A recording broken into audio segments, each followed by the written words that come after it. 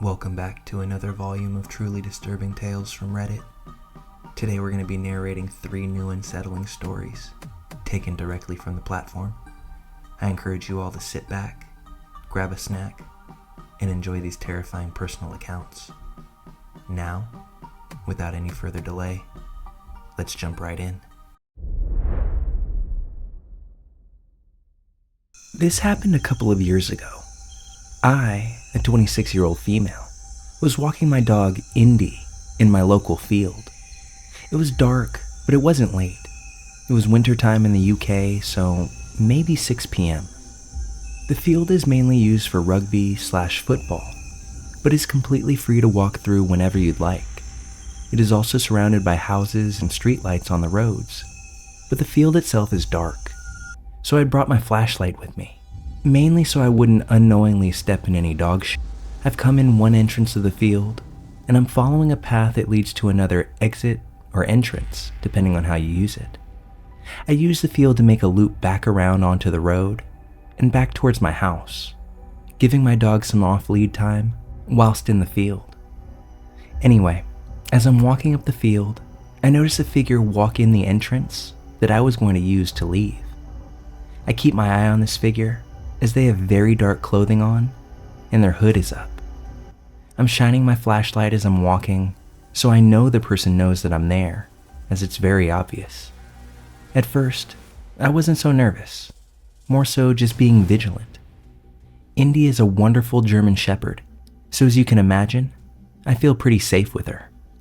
It wasn't until I saw the person duck down behind a bush that I absolutely froze up. I was maybe about 200 feet from the exit, but would have to walk right past the bush they hid behind to get to it. I call Indy over and get her back on the lead so she's close by. At this point, she is also hyper alert due to the person behind the bush. With that, I hear a weird, high-pitched voice that sounded like they were saying my dog's name. I can only assume that they heard me call her. They said it maybe 3 or 4 times in this long, drawn-out, high-pitched voice. It's clearly coming from the person hiding. Luckily, Indy wasn't reacting to it, as it probably barely sounded like her name to her. I had a moment of, shall I fight or flight? Either I, 1, run past the bush and try my best for the exit. 2, turn around and run back into the dark field and make for the other exit, which is a lot further away. Or 3, confront this motherfucker. Indy at this point is hackles up, ears up, and very alert in front of me, all while still maintaining a wonderful sense of calm. I went with option number 3. I confronted that motherfucker. I mustered up every bit of courage and confidence that I had and shouted at the top of my voice, "What the f*** are you doing?" The hooded man emerged from the bush very quickly without saying anything, and I said the same thing again. "What the f*** are you doing trying to scare a young woman?" I'm so glad my voice didn't shake or break when I said it, as I truly was terrified at that moment. He started to stutter and said, "Oh, I thought you were someone I knew." I answered back and said, "Who the f*** hides from someone they think they know in a dark field?" After that, he apologized a couple of times and continued to skulk down the rest of the field. Me and Indy took this as a moment to make our quick escape. God knows what his intentions were. Maybe he thought I had a smaller dog and was going to try to attack me. Maybe he saw Indy and realized there was no chance of that. Or maybe he really did think I was someone he knew. Whatever it was both weird and scary. Given the fact that he hid behind foliage in the pitch black, I don't get the feeling that this was an innocent mistake. I guess I'll never know. And to be honest, I'm A-okay with that outcome. I was raised in a fairly strict but loving Christian household in a Bible Belt section of the United States. My parents weren't at all unreasonable in their rules and were well-intentioned, but I broke a few along the way like most teenagers do. The summer before I started college, I began a relationship with a slightly older guy. I knew him from high school and he was attending the college that I would soon be at. Johnny was a catch. He was exceptionally handsome, had been on the football team, and was on a full academic scholarship. Funny, talented, and very personable. There was little not to like about him. We bonded over our teetotalism and love of pranking. The best part, he had his own apartment at the college, which was a 4-hour drive from my parents' house. I could easily sneak up there under the guise of visiting one of my other friends or spending the night at a local girlfriend's house. My parents didn't even know that I had a boyfriend. Now, I had just turned 18 and was enjoying my rebellious streak and newfound freedom. But I still lived happily under my parents' guidance and rules for the most part. They always encouraged me to be a free thinker and to ultimately figure out my own morals and values. And I ended up much like them, because they're honestly that awesome. My mom, wisely, encouraged me not to just sleep with anyone, and it was something I actually held to quite strongly. So while I had no qualms having sleepovers with my boyfriend, I was intent on not having sex with him. He took it pretty well, and seemed to respect my decision. One week, smack dab in the middle of summer, I had 3 days off in a row at work. A drive up to see Johnny was in order, and I began my travel early in the morning. He was excited to see me, and we had a great day. Nerf gun wars, reading Stephen King, making out. We went out for dinner and returned for a night of shenanigans, or so I thought. Upon entering his apartment, Johnny produced a box of condoms. He had tried this before, so I wasn't fazed, and adamantly told him that it wasn't happening. The events that unfolded following this seemingly unimportant interaction still haunt me today. Johnny's smile disappeared in an instant, and his eyes went cold, hauntingly cold. I was sitting at his dining room table with my back against the wall. He was standing at the other end of the small table. "You make me sick. I'm sick of you. All you do is play. You just try to play me." We were serial pranksters and sarcastic in every sense of the word. While his countenance made my skin crawl, I knew he was joking. I had known Johnny for years, after all.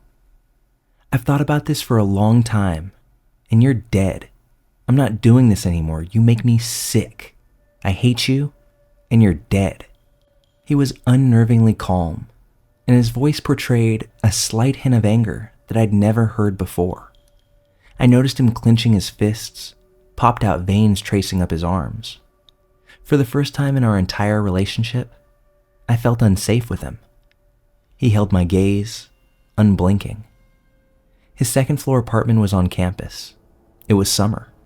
I had seen nobody else in the building, no other cars in the parking lot, and even if I could get past him, which I couldn't, my two options were unlocking the balcony door and jumping, or racing 15 feet down the hallway to the dead-bolted front door, which opened inwardly, just to get down a flight of stairs.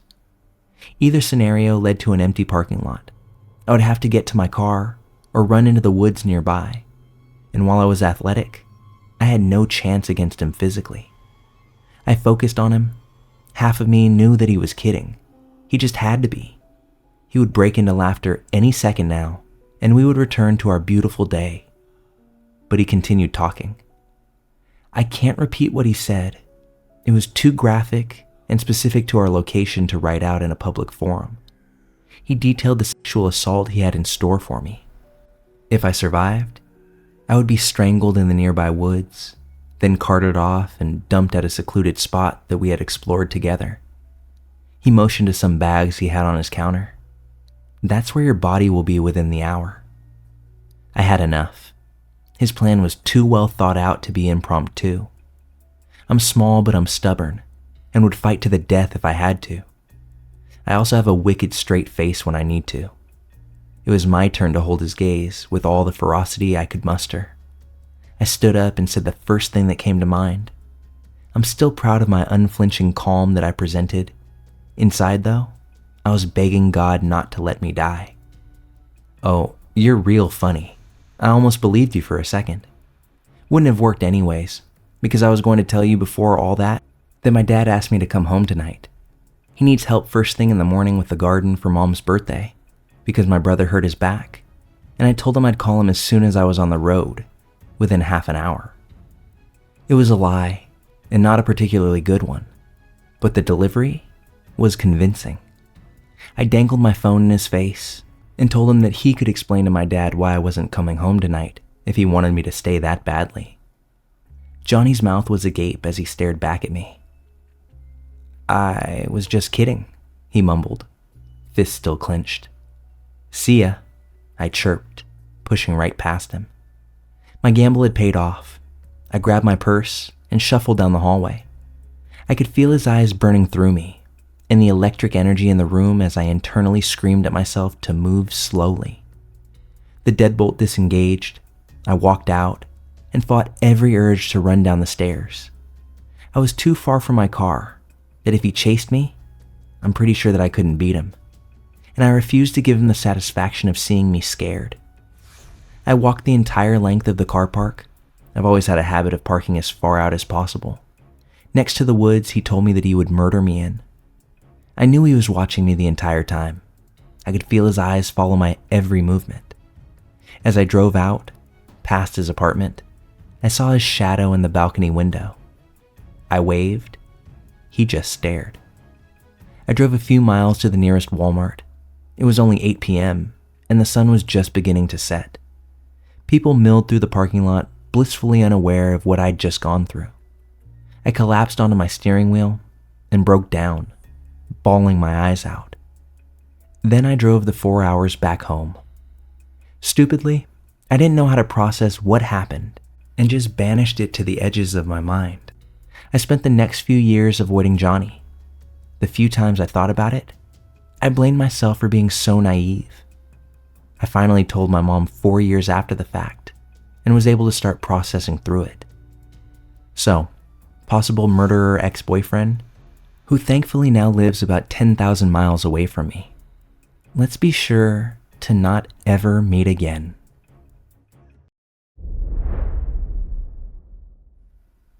I'm going to start by saying that this was a widely publicized case, so a few details will be changed, but the main part of this story is accurate. A few years ago, I worked at a popular hookah lounge in my town. We had many regulars, so of course I got to know many people and made some lasting friendships with a few. Among those regulars was a group of people I wasn't terribly fond of, except one girl, Rachel. Rachel was a kind girl who I enjoyed talking to. I just didn't approve of the people she hung out with, or the decisions she made. But it was her life, so what place did I have to say anything? Eventually, Rachel started dating another regular named Ben, who was part of my friend group. This is when we got a lot closer, and she started to trust me and confide in me more.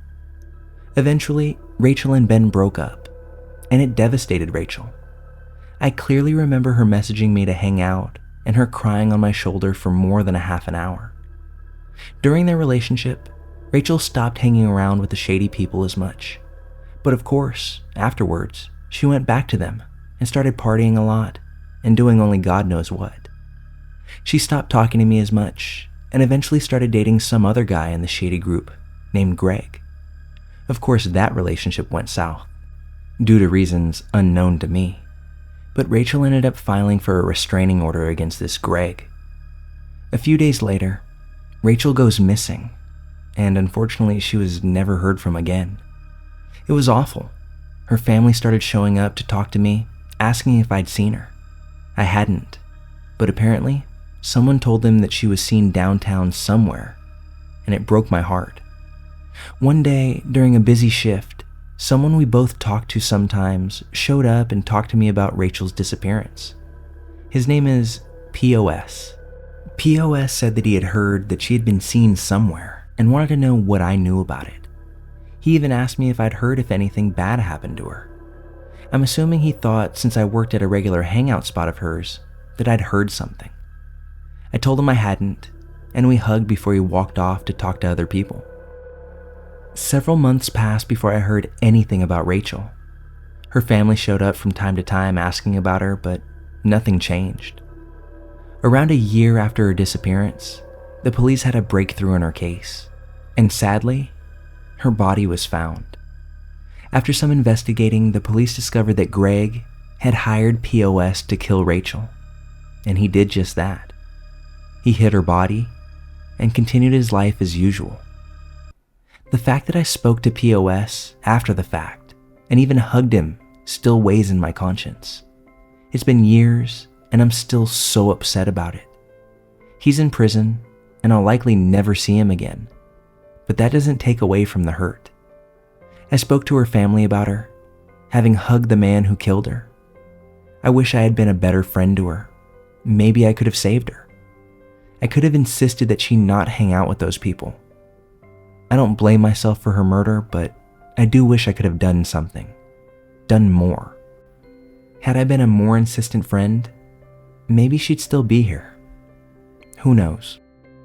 All I know is that if for whatever reason I ever do see him again, it won't be a good thing for him. He knew she was dead, and he still asked me if I'd seen her or heard anything about her. POS, I hope you never see the light of day, and moreover, I hope you suffer every minute of your pitiful existence.